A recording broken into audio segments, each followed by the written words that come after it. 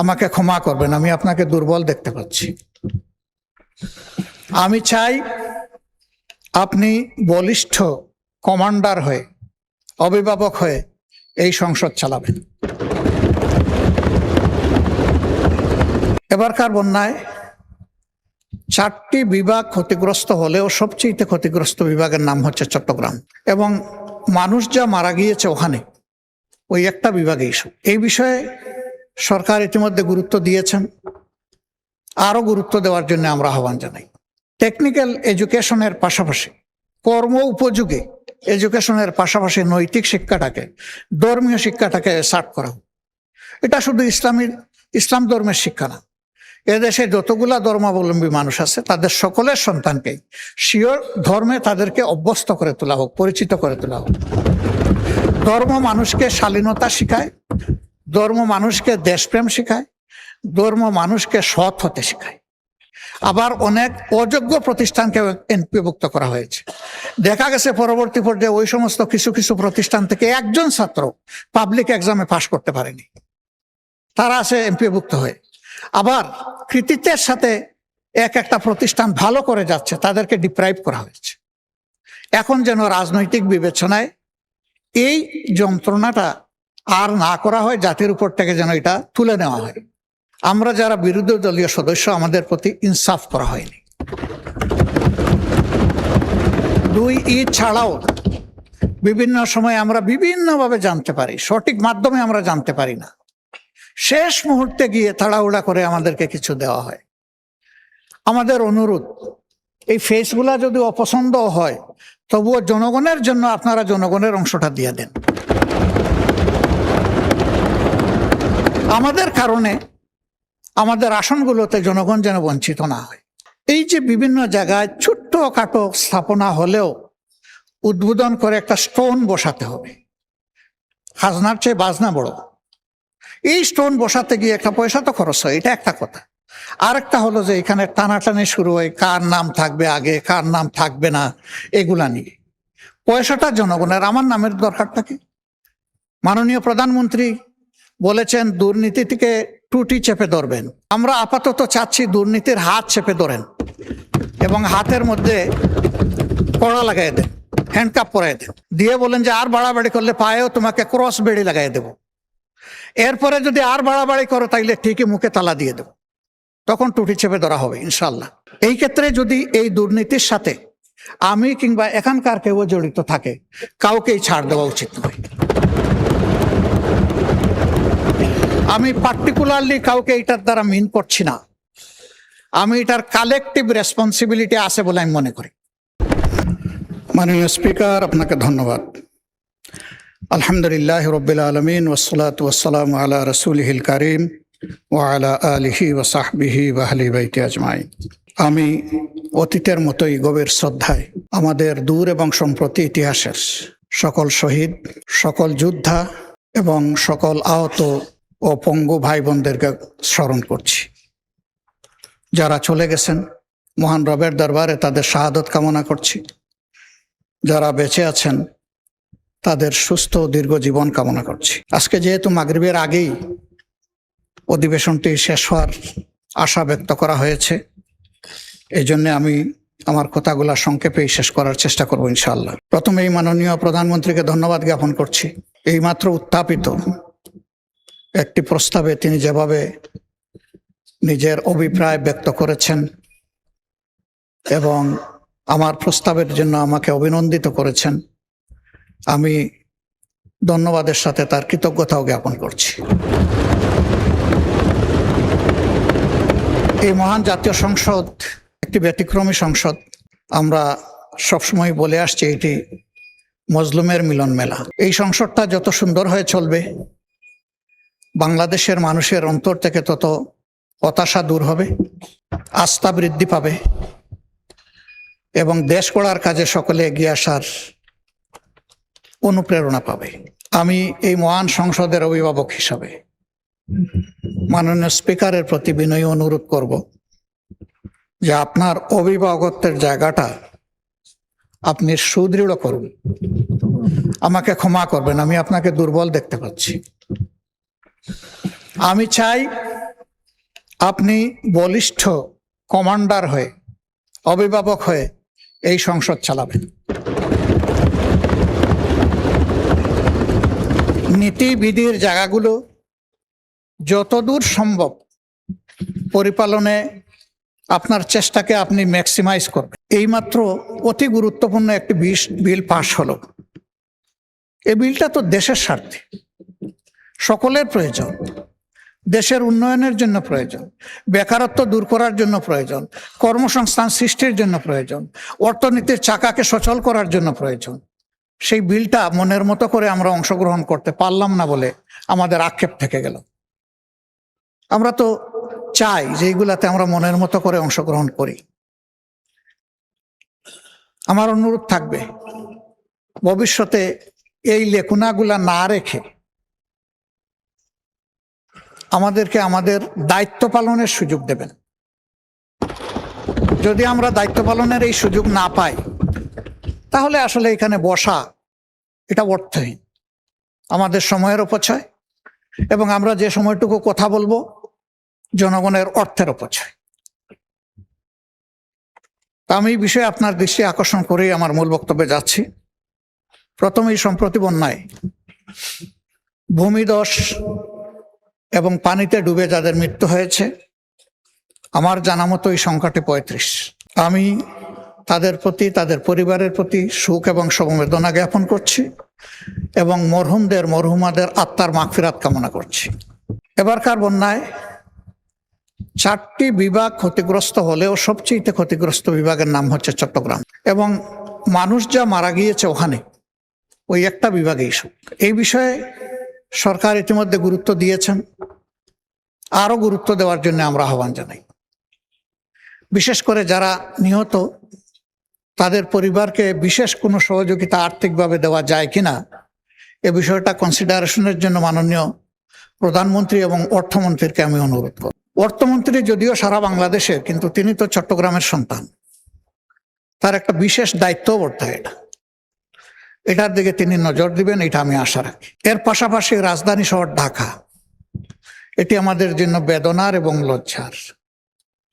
একটু বৃষ্টি হলেই ভাসতে থাকে, ড্রেনের ময়লা পানিগুলো উপচে পড়ে, জনস্বাস্থ্য হুমকিতে পড়ে, আমাদের সন্তান সন্ততিরা বিশেষভাবে কষ্টে পড়ে, বৃদ্ধ রুগ্ন মানুষগুলোর জন্য নতুন সমস্যা দেখা দেয়।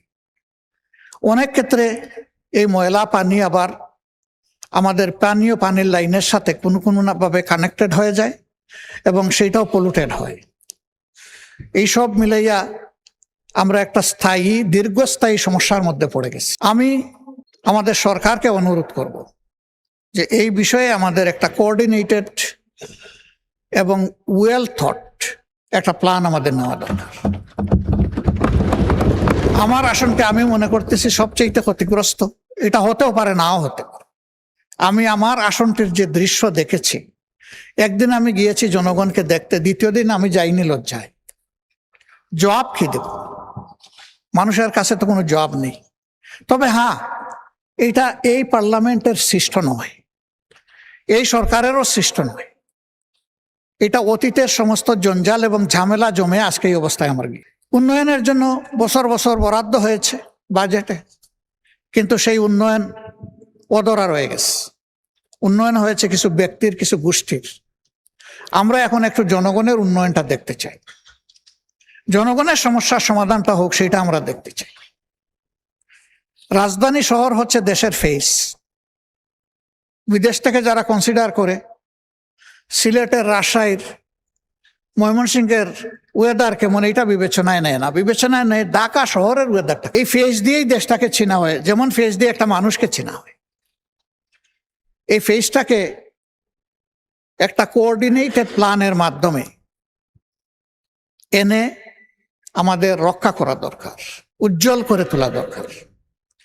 একসময় একজন শাসক বলেছিলেন তিলোত্তমা ঢাকা। তিনি হয়তো চেষ্টা করেছেন, কিন্তু তিলোত্তমা হয়নি। বরঞ্চ এই ঢাকা দিনের পর দিন মলিন হয়ে যাচ্ছে। এই মলিনতার হাত থেকে রাজধানীকে বের করে আনতে হবে মাননীয় স্পিকার। এর জন্য প্রয়োজন হয় বাজেটে বিশেষ বরাদ্দ রাখা উচিত। সেই বিশেষ বরাদ্দ রেখে রাজধানী শহরটাকে অন্তত প্রোটোটাইপ হিসাবে আগে আমরা একটু ভালো করে তুলি, এরপরে আস্তে আস্তে আমরা অন্যদিকে যেতে পারবো। আমরা চাইলেই একদিনে সব পারবো না, কিন্তু বিদেশি মেহমান বলেন, আমাদের বন্ধু রাষ্ট্রের বিভিন্ন কর্ণধার বলেন, আসে তো ঢাকায়, এটা দেখা মাত্র তাদের একটা স্টাডি আমাদের সম্পর্কে হবে, তারা সেভাবেই আমাদের সাথে ডিল করবে। এখান থেকে শুরু হোক, ডিলটা এখান থেকে মারা হোক, সারা বাংলায় ঢেউ উঠবে ইনশাল্লাহ। এই জন্য আমি এই বিষয়ে এতটুকু রেখেই আগাচ্ছি। শিক্ষা জাতির মেরুদণ্ড, ধন্যবাদ জানাই। শিক্ষা এবং স্বাস্থ্যে এবার অধিকতর বাজেট বরাদ্দ করা হয়েছে, কিন্তু শিক্ষার মৌলিক প্রয়োজনের দিকে আমাদেরকে বেশি নজর দিতে হবে। দুইটা জায়গায়, প্রাইমারি আর টার্সিয়ারি। মাঝখানটা অটোমেটিক্যালি প্রাইমারির ধাক্কাই চলবে।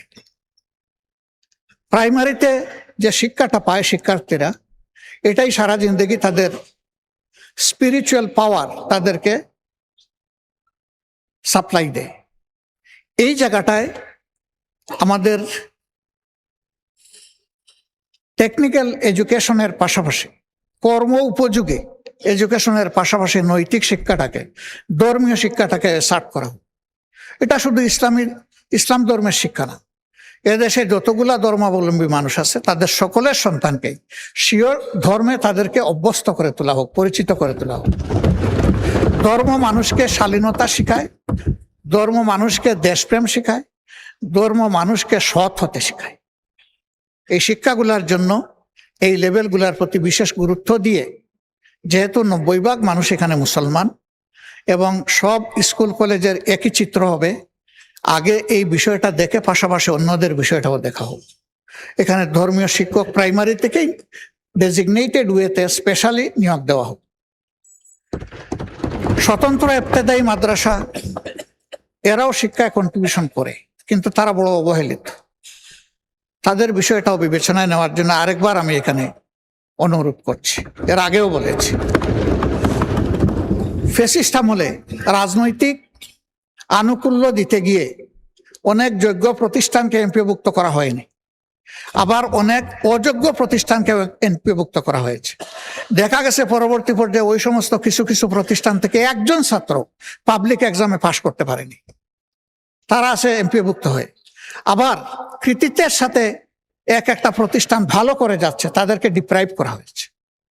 এখন যেন রাজনৈতিক বিবেচনায় এই যন্ত্রণাটা আর না করা হয়, জাতির উপর থেকে যেন এটা তুলে নেওয়া হয়। যথাযথ যাচাই বাছাইয়ের মাধ্যমে যারা এটার উপযুক্ত তাদেরকে এটা দেওয়া হোক, যত দ্রুত সম্ভব এই পদক্ষেপটা নেওয়া হোক। মাননীয় স্পিকার,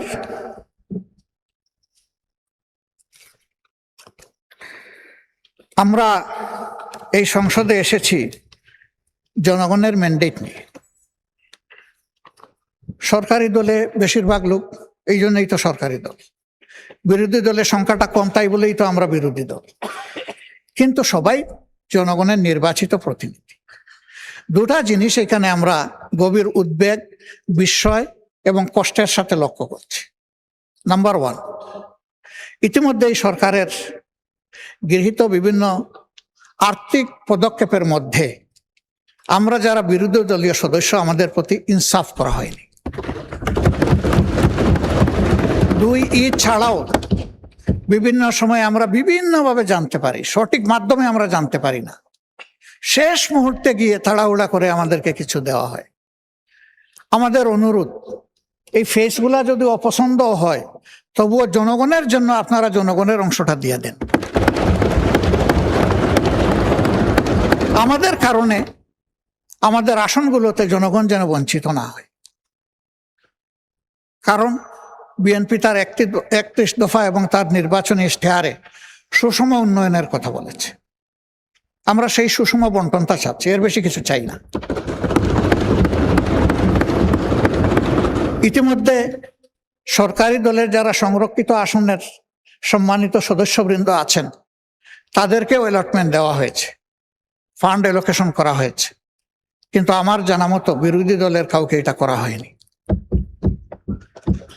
এটা ন্যায্য হবে না, এটা অন্যায্যতা। আমি ব্যাপারে মাননীয় প্রধানমন্ত্রীর দৃষ্টি আকর্ষণ করেছি ব্যক্তিগত পর্যায়ে। আমি আশা করব তিনি অ্যাটেনশন দেবেন। তাদেরকে চাইতে হবে কেন? সবাই যেমন পাবে তারাও তেমন পাবে, এটা তাদের হক। এরপরে এই জাতীয় সংসদে একই সাথে আমরা আরো 50 জন সংসদ সদস্যকে পেয়েছি সংরক্ষিত আসনে। আমরা তাদেরকে প্রথম দিনে অভিনন্দিত করেছি। আমরা একসাথে সবাই মিলেই দেশটা গড়তে চাই।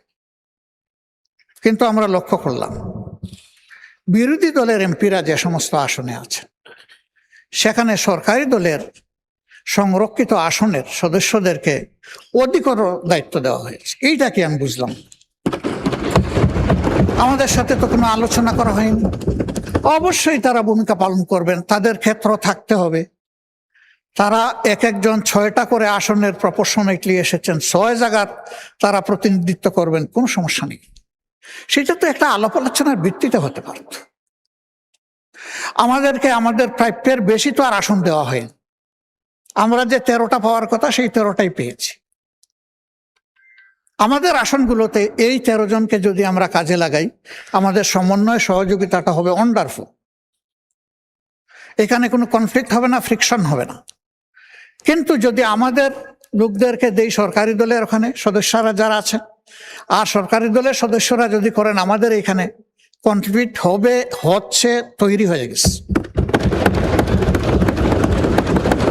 এই সংসদে যখন এই কনসার্নটা আনা হয়েছে, তখন একজন সম্মানিত মাননীয় মন্ত্রী বলেছেন যে ওই রকম কোনো অ্যারেঞ্জমেন্ট করা হয়নি।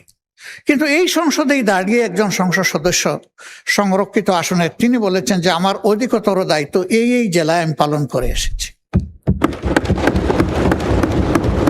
এখানে দুইটা বক্তব্য মিলছে না এবং বাস্তবে তাই দেখছি। আমার আরেকটা অনুরোধ, রাষ্ট্রের ট্রেজারির প্রত্যেকটা টাকা সরকারের কাছে, এই পার্লামেন্টের কাছে আমানত। শুধু সরকার না, কারণ এই পার্লামেন্টই অর্থ বিল পাশ করে। এই যে বিভিন্ন জায়গায় ছোট্ট খাটো স্থাপনা হলেও উদ্বোধন করে একটা স্টোন বসাতে হবে, খাজনার চেয়ে বাজনা বড়। এই স্টোন বসাতে গিয়ে একটা পয়সা তো খরচ হয়, এটা একটা কথা। আরেকটা হলো যে এখানে টানাটানি শুরু হয়, কার নাম থাকবে আগে, কার নাম থাকবে না, এগুলা নিয়ে। পয়সাটা জনগণের, আমার নামের দরকারটা কি? এই স্টোন না হলে কি?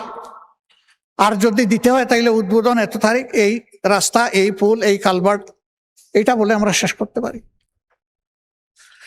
এই সমস্ত নামের হাসর কি হয় সে তো চোখের সামনে দেখতেছি। বড় প্লেট হোক আর ছোট প্লেট হোক, সরকার বদলের সাথে সাথে আমাদের ব্যাড কালচারের কারণে একদিকে নামের বন্যা, আরেকদিকে ভাঙচুরের বন্যা। কার সম্পদ নষ্ট হয়, মান সম্মানের উপর আঘাত এবং অর্থের অপচয়। এই বিষয়টা আমি অনুরোধ করব সরকার বিবেচনায় নেবেন। অপচয় রোধ হওয়া দরকার। আর জনগণের পয়সা দিয়ে আমার নামের নাই কোনো দরকার। কারো যদি নামের প্রয়োজন হয়, নিজের জমি, নিজের অর্থ খরচ করে তিনি যদি জনকল্যাণমূলক কোনো প্রতিষ্ঠান করে নাম দিতে চান, যতবার তার প্রয়োজন ততবার নাম দিন, আমাদের কোনো আপত্তি নেই। অর্থটা উনার, কিন্তু জনগণের টাকায়। এটা সরকারি দল বিরোধী দল বলে কোনো কথা না। জনগণের টাকায় আমাদের এই নামের বাহারি আমি বন্ধ করার জন্য বিনয়ের সাথে অনুরোধ করব।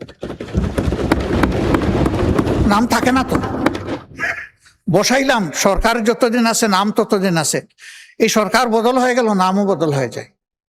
বিশাল বিশাল স্থাপনার নাম বদল হয়ে গেছে এই দেশে, এবং এই নাম বদল করতে গিয়ে শত শত কোটি টাকা অপচয় হয়েছে।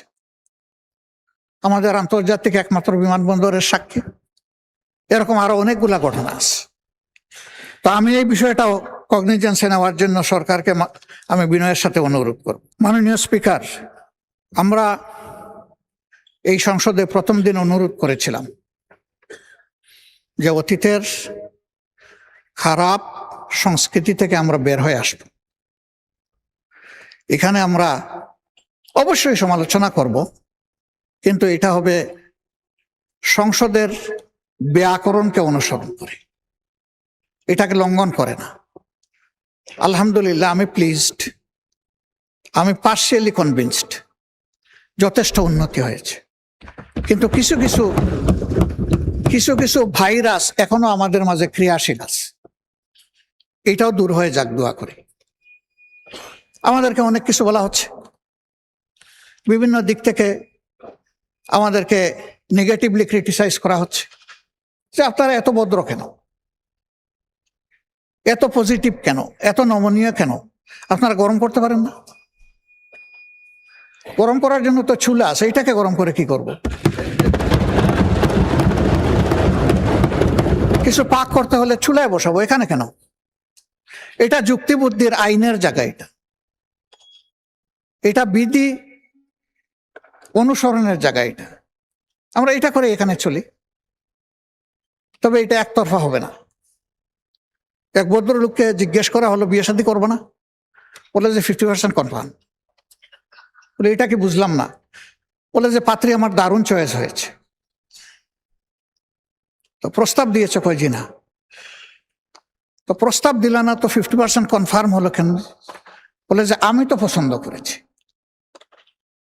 এখন ওইদিকে প্রস্তাব যাওয়ার পরে যদি ওরা বলে নো, তাহলে 100% নো। স্বাভাবিকভাবেই একতরফের সদিচ্ছায় কিছু হবে না, এখানে সকলের সদিচ্ছা থাকতে হবে।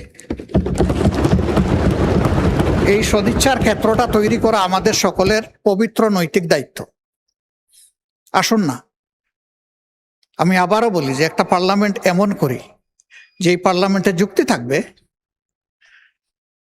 একে অন্যের সমালোচনা থাকবে, কিন্তু এটার মধ্যে আমরা যেন সীমা লঙ্ঘন না করি।